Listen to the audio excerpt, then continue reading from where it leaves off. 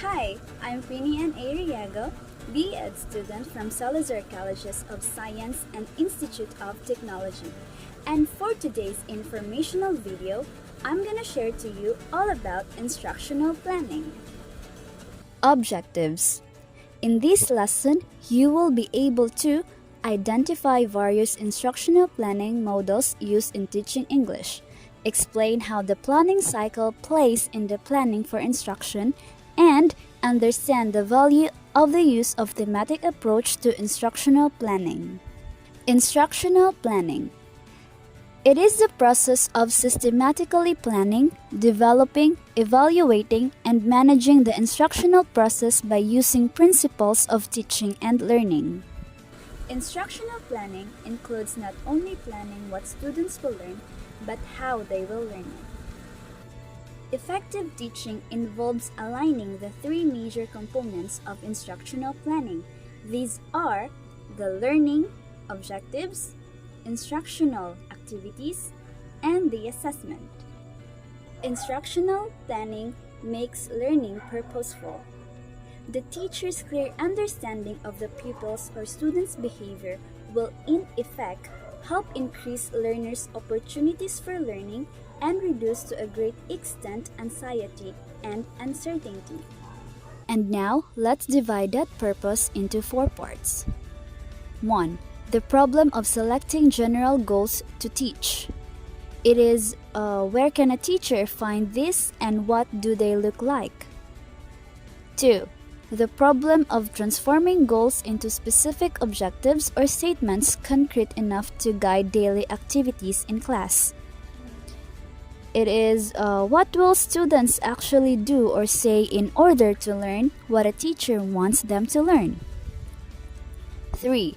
The problem of balancing and relating goals and objectives to each other, since we may want students to learn numerous goals. It is, how can we combine or integrate them so that overall classroom program does not become fragmented or biased? 4. The challenge of relating instructional goals to students' prior experiences and learnings. It is, how will the students link this new knowledge to their previous knowledge? Moving on to the instructional planning cycle. In this lesson, we shall be looking into the instructional planning cycle and how the planning process could help guide teachers in developing their lessons. Planning for instruction, as mentioned, is one of the fundamental skills of a teacher. Therefore, it is important for the teacher to make sure that his or her plans for instructions are well thought of. The figure shows the instructional planning cycle. Learning objectives. At this stage, the teacher is compelled to ask, what should I teach my learners? Assessment strategies. Key questions that the teacher needs to ponder here are, how do I know that my learners have achieved the objectives of the lesson? What will be the acceptable pieces of evidence of my learners' proficiency and understanding? Instructional activities. Teachers would have to consider what enabling knowledge, skills, and values will the learners need to achieve the objectives? What activities will the learners need to do to equip themselves with these knowledge, skills, and values? Which of these knowledge, skills, and values should be taught or coached, and what's the best way to teach them? And lastly, what materials and resources are needed to best attain the objectives? Reflection. At this stage, the teacher reviews what has happened at the implementation of the plan. Instructional planning models for teaching English. Instructional planning models help the beginning teacher grasp the concepts in instructional planning. These will serve as a guide in order for them to think about ways of making sure that the learners under their care are ensured of the learning expected of them in the classroom. The following models are just some of the models that could provide the major components in instructional planning.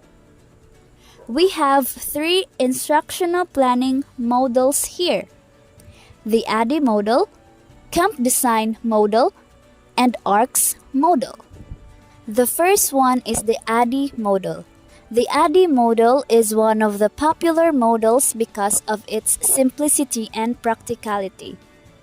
The model is traditionally used not just in classrooms but also in training programs and analyzing existing curricula.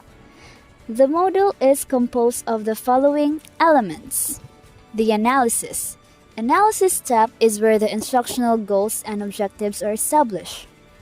Some of questions that need to be answered in this phase are: who are the learners and what are their characteristics? What learning outcomes are expected? What are the constraints that exist? What materials are available?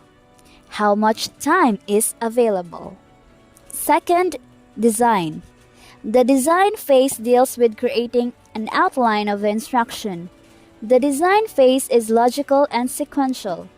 This is where the learning objectives, learning content, strategies to be used, activities, materials, assessment, and other media needed are put in place.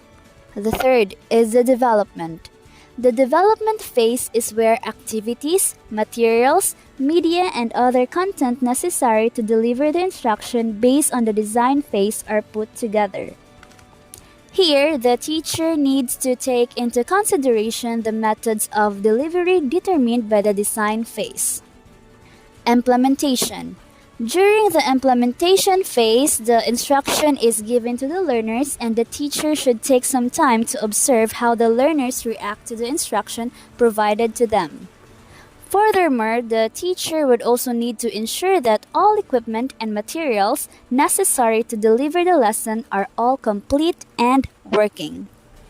Evaluation. In the evaluation phase, the teacher looks into the learner's score results and the notes that were taken during the implementation phase. The second is the camp design model. The camp design model, also known as the Morrison, Ross, and Camp model, follows a circular structure and its elements should be taken as independent elements. The camp model has 9 elements. First, instructional problems. It determines the specific goals and identifies the instructional issues that could arise. 2. Learner characteristics. Identify the traits and characteristics of learners that should be taken into consideration in the planning process. 3. Task analysis. It makes course content clear and analyze the proposed task components in relation to the goals and purpose of the course. 4. Instructional objectives. It defines the instructional objectives and the desired learning outcomes. 5. Content sequencing. It ensures the instructional content are structured sequentially and logically. 6. Instructional strategies. Design the instructional strategies in such a way that individual learners would be able to learn the content and attain the learning outcomes. 7. Designing the message. Plan the instructional message and the appropriate mode of delivery. 8. Instructional delivery. Develop the necessary instruments in order to effectively achieve the instructional goals and objectives, taking into consideration the materials available to the teacher. And 9. Evaluation instruments. It design and development of the appropriate formative and summative assessments to determine whether the instructional goals and objectives were attained. ARCS model. The ARCS model is developed by John Keller in the 1980s. The model's unique feature is that it focuses more on the motivation of the learners, ensuring that they are kept engaged during instruction. ARCS stands for Attention, Relevance, Confidence, and Satisfaction. Attention. This refers to the interest of the learners. This is a critical part of the model as it is the initial hook of the learner's attention. Relevance. This component refers to the usefulness of the learning content so that the learners could create a connection between it and the real world. Confidence. This component develops the expectation of success and progress among the learners and at the same time gives the learners the opportunity to control their learning processes. And lastly, satisfaction. As there is a direct correlation between motivation and satisfaction, the learners should have a sense of success and fulfillment after achieving their learning goals and objectives during the learning process. Thematic approach to instructional planning. Teaching English in the elementary levels could prove to be difficult, especially if it is taught out of context. Language always exists in a communicative context. As such, teaching language should also reflect this very nature. In this lesson, we are going to look into the thematic approach to instructional planning and how you could use it to deliver instruction to your learners. Okuro and Okuro 2016 cited the steps to take in employing thematic approach in instructional planning. First, choosing a theme. Second, integrating the theme with the existing curriculum. Third, designing instructional plan. And fourth, encouraging presentation. Choosing a theme. This is where the teacher or even the learners decide what would be the focus theme of the unit or lesson. Step 2. Integrating the theme with the existing curriculum. Upon choosing a theme, the teacher needs to organize the learning objectives of the curriculum around the theme. Step 3. Designing instructional plan. At this stage, thematic instructional planning usually involves making adjustments in these elements, especially making appropriate choices of learning strategies, activities, experiences, and learning materials related to the theme. And step 4, encouraging presentation. As the thematic approach is geared toward holistic and context-oriented, it is much more meaningful to the learners if they could be given the opportunity to present their work. And that's all about instructional planning, the planning cycle, the planning models, and the thematic approach to instructional planning. I hope you have learned something with me today. Thanks for watching!